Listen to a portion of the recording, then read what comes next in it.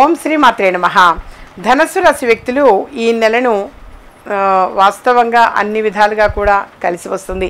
వీళ్ళదే పై చెయ్యి అని చెప్పేసి చెప్పవచ్చు. ముఖ్యంగా వీళ్ళకి జాగ్రత్తలు అనేటువంటివి పెద్ద ఎక్కువగా తీసుకోవాల్సిన అవసరం కూడా ఏమీ లేదు.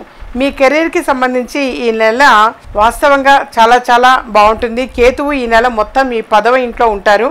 మీ వృత్తి జీవితంలోని వివిధ అంశాల గురించి మిమ్మల్ని కలవరపరిచే అవకాశం ఉంది. మీరు సవాళ్ళను ఎదుర్కోవచ్చు. తద్వారా మీ శ్రమను ఆశించిన ఫలితాలను ఇవ్వడం లేదని మరియు సంకోచాలు మరియు కార్యాలయ వివాదాలకు దారి తీయవచ్చు.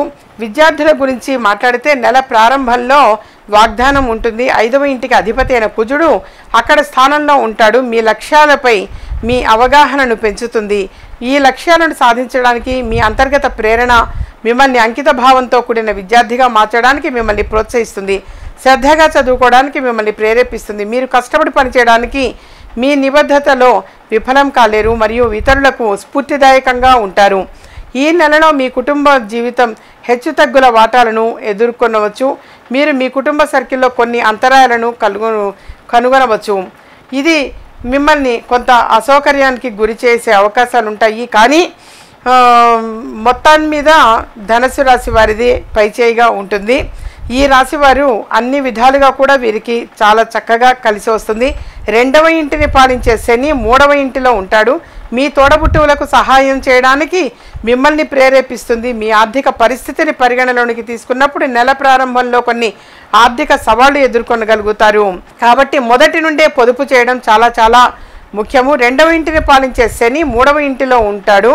11వ ఇంటికి అధిపతి అయిన శుక్రుడు 6వ ఇంట్లో బుధుడు, సూర్యుడు మరియు బృహస్పతితో కలిసి ఉంటాడు. ఇది ఆర్థిక అవరోధాలకు మరియు అధిక స్థాయికి దారితీసే ఖర్చులు.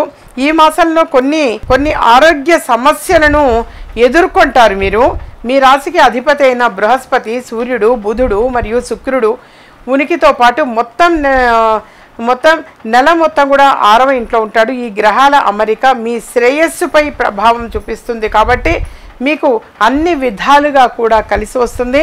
మీరు చేయవలసిన చక్కని పరిహారం అంటే ప్రతిరోజు కూడా చక్కగా ప్రతిరోజు దీపారాధన చేసుకోవటం, పూజ చేయటము, అలాగే నుదుట కుంకుమ ధరించటము, మీ సమీపంలోని మీ ఇష్ట దైవాన్ని దర్శనం చేసుకొని రావటము చెప్పదగ్గ సూచన.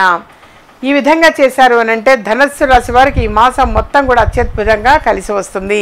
గోమాతకి ఆహారం తినిపించటం అనేది కూడా చాలా చాలా మంచిది. మా ఛానల్ సబ్స్క్రైబ్ చేసుకోండి, మరి కొంతమందికి షేర్ చేయండి. ఇలాంటి మరిన్ని ఇంట్రెస్టింగ్ వీడియోస్ చూడాలనుకుంటే మా ఛానల్ని సబ్స్క్రైబ్ చేసుకోండి. పక్కన కనిపిస్తున్న ఈ గంట సింబల్ని ప్రెస్ చేయండి.